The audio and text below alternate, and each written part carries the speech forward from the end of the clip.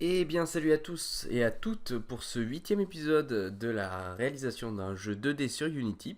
Aujourd'hui nous allons voir comment rajouter un système de score et du coup l'afficher à la fin de notre partie dans le game over. Donc première chose à faire, c'est qu'on va rajouter un petit panneau ici en dessous des pièces pour le score. Donc on va dans notre canvas ici, on a déjà les coins collected qui étaient pour les pièces. Donc on fait un copier-coller, on le met juste en dessous, donc on le déplace voilà comme ça juste en dessous. Et on va changer donc cette icône, on va la delete, elle sert à rien. Et on va changer le coin collect text, on va changer l'image. Pardon, ici, on va changer l'image directement depuis coin collected. Alors, avant toute chose, on va changer de nom parce que ça va nous induire en erreur. Donc, on va l'appeler score text ou juste score panel. Voilà, score panel. Tac. Du coup, en dessous, ça va être score txt. Score txt. Et notre score panel, du coup, on va changer l'image, donc dans image ici. Donc, on sélectionne l'image, celle-ci, et on la glisse. Voilà, on a cette image-là. Alors, on va juste un peu la recadrer parce que ça va pas du tout cette taille-là. Donc, hop, on va faire une taille un peu comme ça.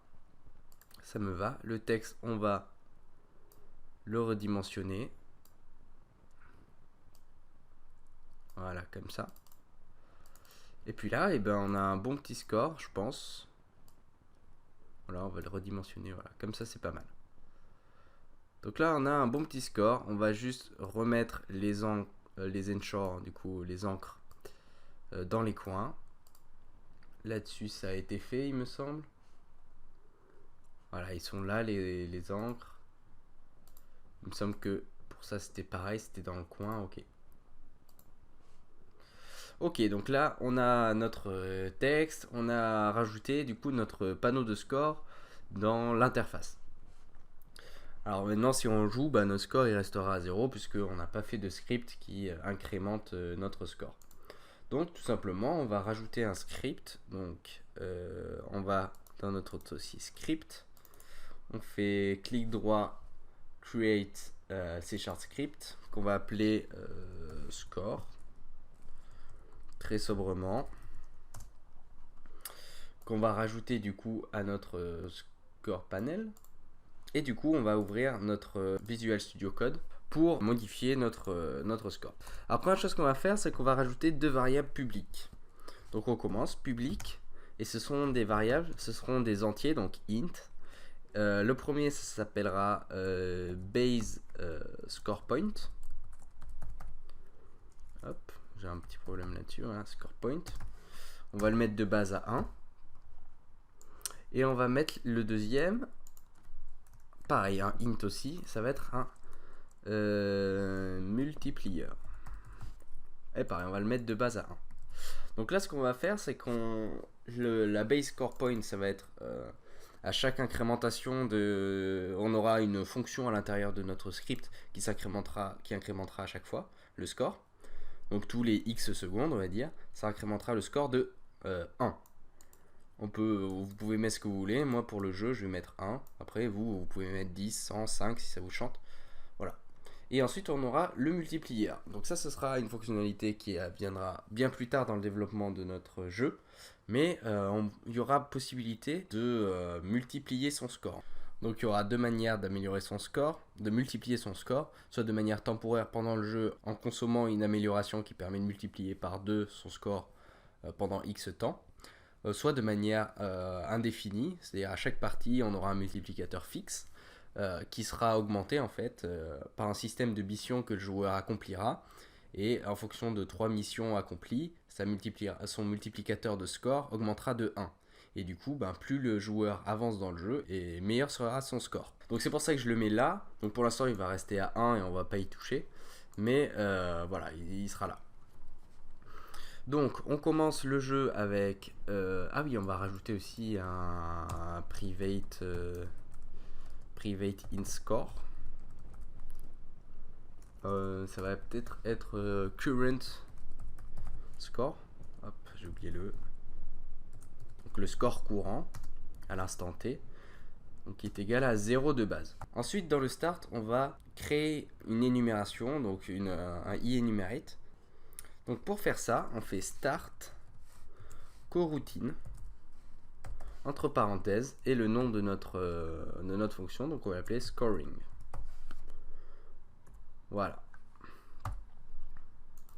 Ensuite, en dessous, on va créer un private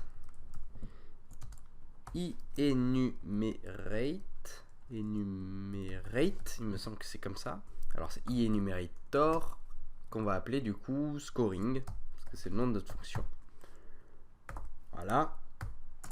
On ferme, et là, donc on va faire une boucle qui dure à l'infini. Donc pour faire une boucle à l'infini en informatique, on fait un while true. Et le while true, en fait, c'est tant que la condition ici est juste, alors je continue à faire une boucle. Et donc la condition ici, elle est true et elle sera toujours égale à true. Donc ça va faire une boucle à l'infini.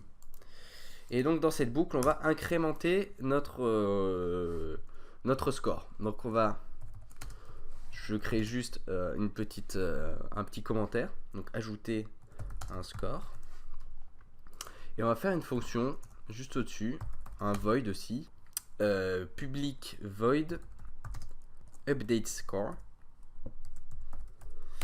Et elle prendra un paramètre, un entier, qui s'appellera score to add, donc le score à ajouter.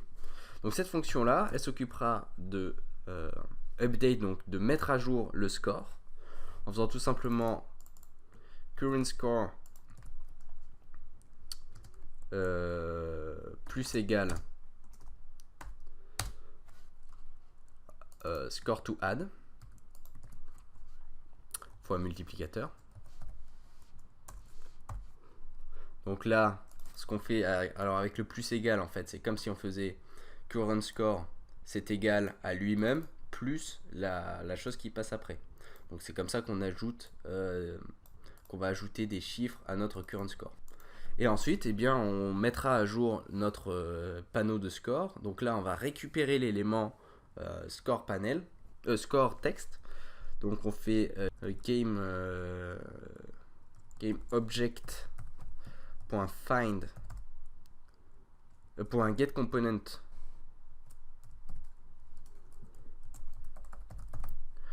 .get component text .text. Alors là, vous allez me dire, mais c'est pas normal, il va pas le trouver parce que dans notre Unity, on a mis notre score, notre script sur score panel, et score panel, il n'a pas d'éléments, texte. Donc hop, on le remove et on va le mettre sur score.txt. Ce sera beaucoup plus simple de faire comme ça, parce que si en fait tous les X secondes notre jeu recherche l'élément texte machin, ça fait de la consommation de ressources supplémentaires, et bon bah, on va essayer d'être un peu plus ergonomique là-dessus. Ah, j'avais laissé aussi coin amount, donc ça hop, on le remove. J'ai rien qui correspond au coin ici. Ah si, là j'ai un tag, donc on va l'enlever. Et je pense que là on est plutôt bon. Donc score txt, voilà, donc on a bien notre truc. Ok. On revient sur notre Visual Studio. Donc GameObject.getComponentText.text, c'est égal à current score. Sauf que text, c'est une variable de type chaîne de caractères, un string. Et ça, c'est une variable de type entier. Donc ça va pas vouloir le faire. Donc ce qu'on fait, c'est qu'on modifie cette variable de type entier en un score. Enfin, en une chaîne de caractères. Donc juste en rajoutant plus et deux petits guillemets. Voilà, et ça fait le taf. Alors maintenant, on a cette fonction, mais elle n'est jamais appelée. Ce qu'on veut, c'est l'appeler tout simplement à chaque itération de notre while. Donc on fait juste un update score. Qu'est-ce qu'on va mettre comme paramètre en entier? On pourrait mettre 1. Hop là, on pourrait mettre 1. Mais nous, ce qu'on veut faire, c'est quelque chose qu'on puisse contrôler. Donc on va mettre base score point. Hop, base score point.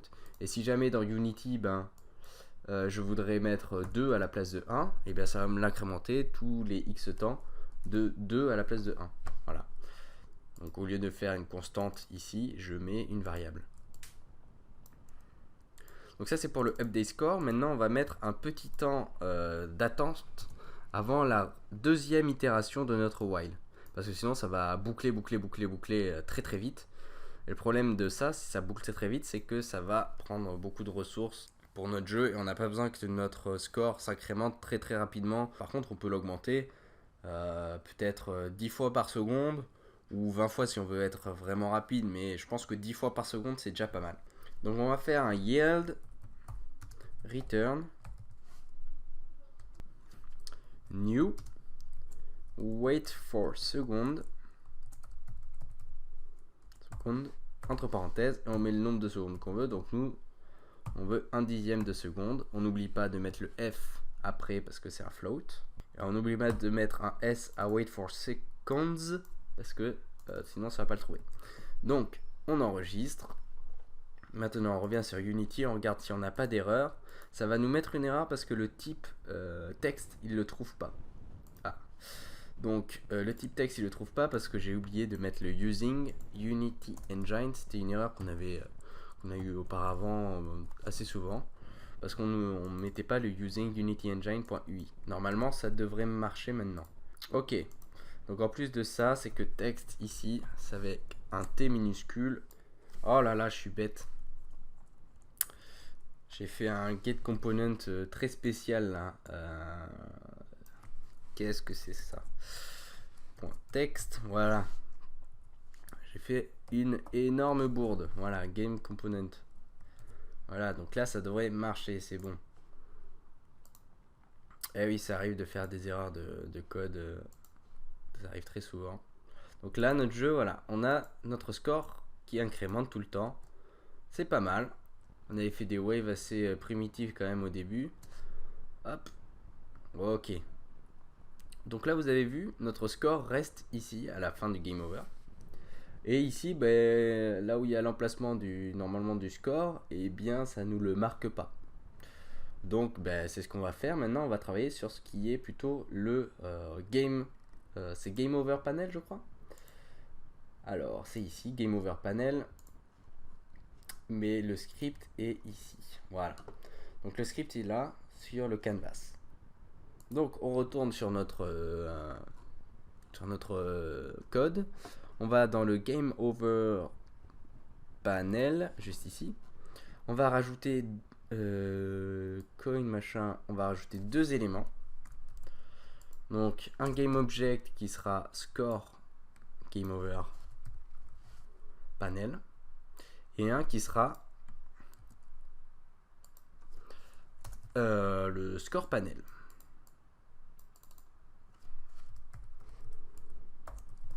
Voilà. Ensuite, on va les rajouter. Donc notre score panel, donc là ça nous les a rajoutés. Notre score panel, ça correspondra à celui-ci. Et notre score game over text, ça va correspondre à celui-là. Celui-là, exactement.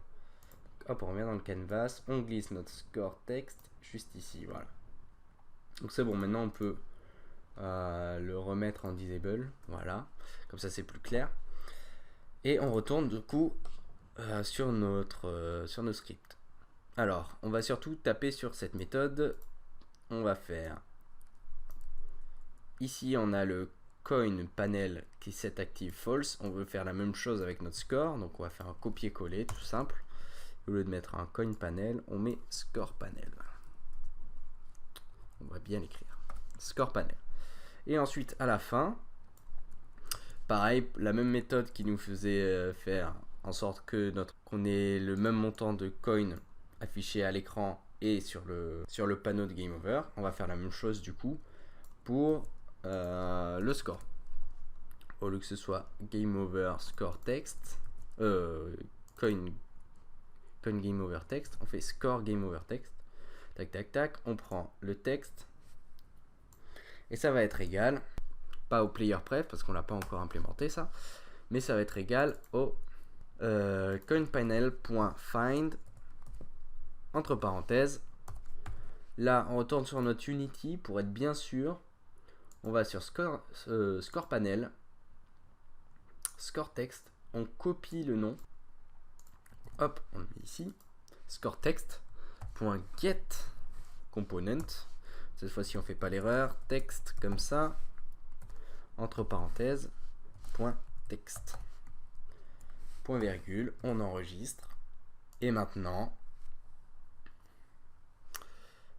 alors, qu'est-ce qu'il nous met? GameObject.find cannot be accessed. Ah oui, alors déjà j'ai fait CoinPanel alors que c'est pas du tout ça. Donc c'est score panel et c'est point transform pour pouvoir y accéder. Point transform pour dire je peux accéder aussi aux enfants. Voilà. Donc point transform, point find un élément enfant qui s'appelle score text. Donc là il me trouve l'élément score. Et je récupère le texte de notre score. Et ça va me l'afficher sur le panneau Game Over. Donc ça ne met plus d'erreur maintenant. Si je lance le jeu, j'ai bien le score qui s'additionne. Et si je meurs, donc ça va mettre un peu de temps parce qu'on n'a pas mis des éléments partout. Donc si je meurs, hop, j'avais 174 scores. Et voilà, j'ai 174 qui est affiché dans le Game Over. Et si je recommence, eh bien notre score recommence à 0. D'ailleurs, pour être sûr que notre score recommence à 0, on revient dans notre script score et dans le start, hop, on remet current score égale 0. Ça c'est juste une petite sécurité. Parce que là, notre score revient à 0 parce qu'on recrée la scène à chaque fois. Mais si on décide de ne pas recréer la scène, notre score continuera à être ce qu'il était.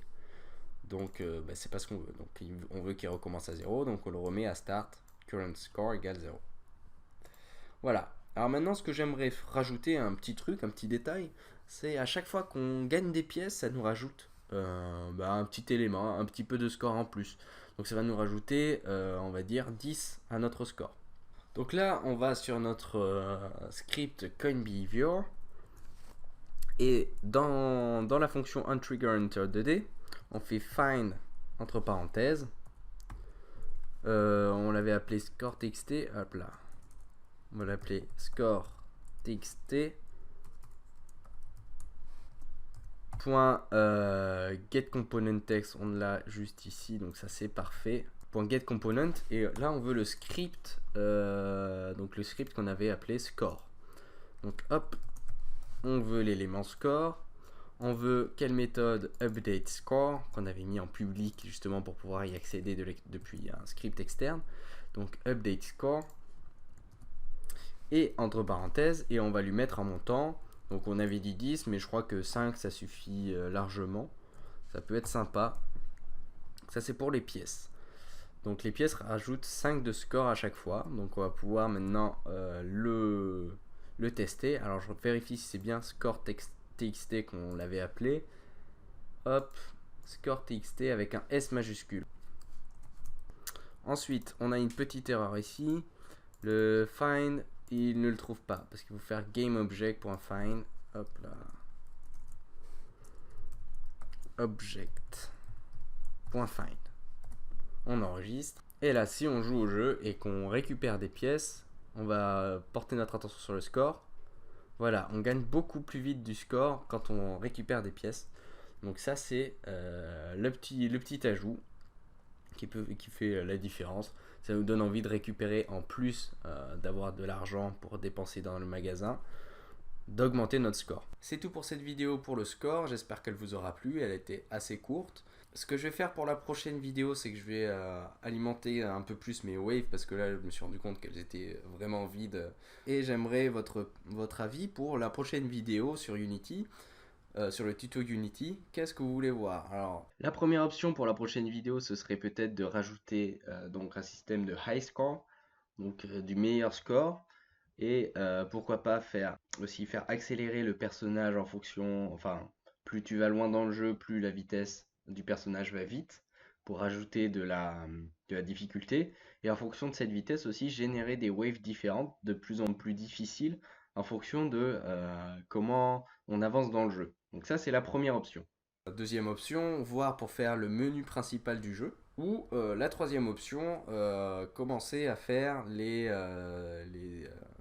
ce que je vais appeler les upgrades, donc les éléments d'amélioration qu'on va avoir, comme par exemple le multiplier de score. On peut avoir une invulnérabilité pendant un certain temps. Voilà, on peut avoir des éléments comme ça.